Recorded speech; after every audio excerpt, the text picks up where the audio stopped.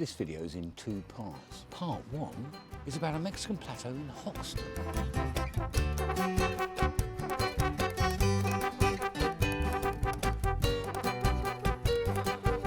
Part two is about how the Mexican Plateau is part of a network of green roofs all across central London. So the Mexican Plateau in Hoxton was installed in 2019.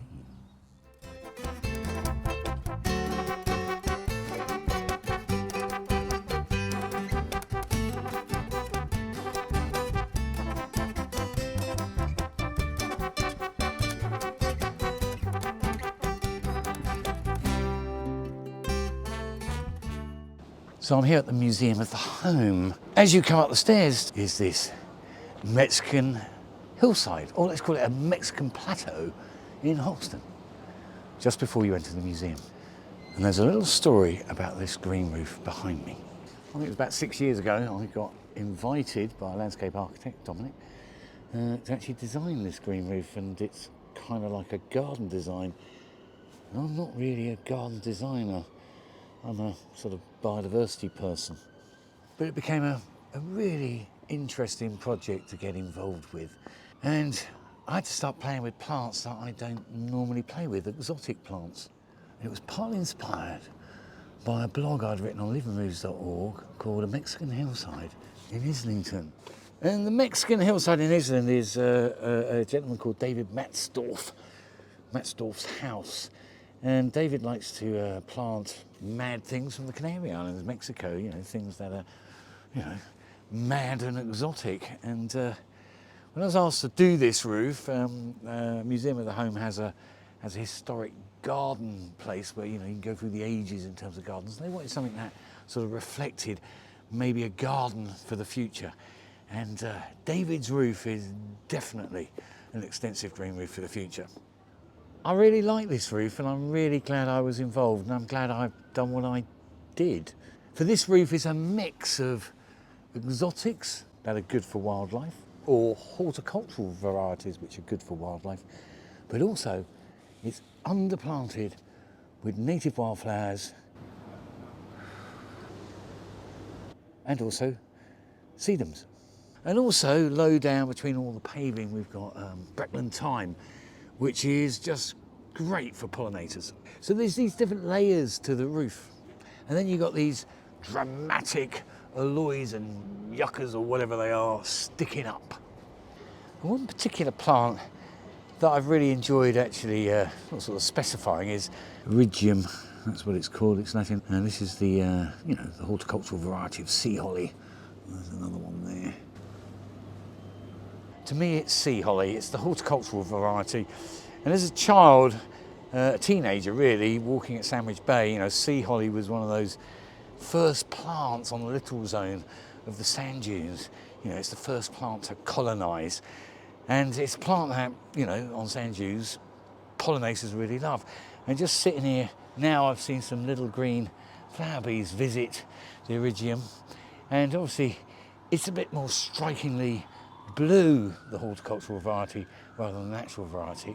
And this reflects on some of the videos I've done about green roofs and coastal communities like at Reculver or Minnis Bay, or cockleshell beaches at Sea Salter. Even, you know, in some of the videos I did about wildflowers in Greece on the rocks and the coastlines of southern Greece, is that a green roof is a relatively stressed environment. And actually we think of meadow, you know, verdant green, but a green roof should be sparsely vegetated. And although this roof has got all these aloes, dramatic aloes and yuccas, you know, it's relatively sparsely vegetated. And it's those sparsely open mosaic habitats that are really interesting for a lot of our rare invertebrates. Now, in terms of maintenance, I know the roof is irrigated, and I know not too much. I know they irrigate when they think it might need some water. And that's good, because actually you irrigate a roof right at the last moment, not constantly. And I know that they do a bit of a weed for woody stem plants that could harm the membrane, and plants that don't look very nice, like Canadian fleabane. So the logic of having this roof garden, this green roof, designed as it is the museum wanted to send a message about how we may need to do gardens in the future. And green roofs will be part of the future of cities. And if you're going to design a garden, perhaps it needs to be more Mediterranean style than lawn and privet hedge, which is the kind of conventional wisdom of what an English garden looks like. It's for others to decide, but the thinking behind this, and my thinking about this, and my thinking certainly about my work trying to green up the roofs of London, is we need to make landscapes, and landscapes that are for the future. And when we talk about the future, we're talking about the climate crisis, but also the biodiversity crisis. So there you can see Echium vulgare, Viper's bugloss. And if a green roof, an extensive biodiverse green roof, hasn't got Echium vulgare on it, hasn't been seeded or planted, because it's like the flagship species for extensive green roofs. And here's some videos and some photographs of extensive green roofs in central London, covered in Echium vulgare.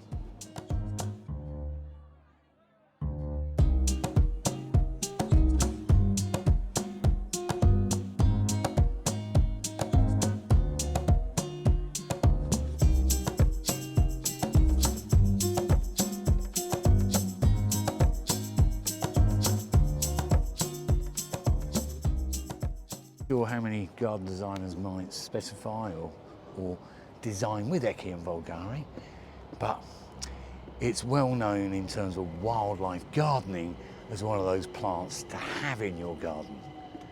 And it's definitely one of those plants you need on a semi-intensive green roof, and even intensive green roofs around the edge, and certainly on extensive biodiverse green roofs, because it's a signature plant. And it's also viewable from the DLR platforms at Hoxton DLR station. So, you know, you can look down on it whilst you're waiting for a train to New Cross Gate or to Dalston Junction or wherever you're going, and enjoy the view of the Mexican Plateau in Hoxton. Now, I'm not sure we'll get a hummingbird feeding on the Museum of the Home or even on the viaducts, but I won't be surprised if a black redstart pays a visit, because black redstarts will be seen all along the viaduct feeding on the wildflower meadows. Part 2. And the Museum of the Home green roof is actually part of a network of essentially green roofs, because the viaduct between Shoreditch and Dalston is covered in little patches of wildflowers.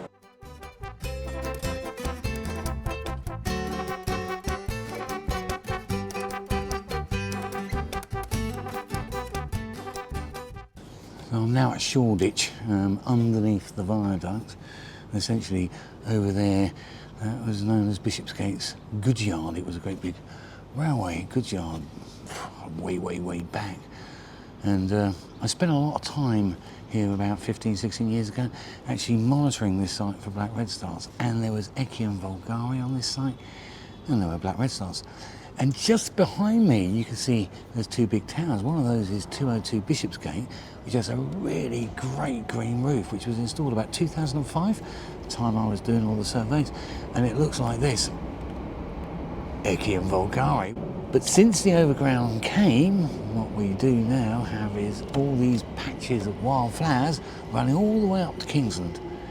And they're all full of things like Echium vulgare, Viper's bugloss, bedstraw, St John's wort, all the classic London green roof plants. And all across the city of London there's patches of these good biodiverse green roofs, not sedum roofs. And if all the roofs that could be retrofitted were covered in good biodiverse green roofs, there'd probably be more wildflowers per square metre in central London than there is in the countryside. That's the power of vegetating, delivering green roofs in cities, from a biodiversity point of view, but also from a climate change point of view. So, greener cities, better for people, better for wildlife.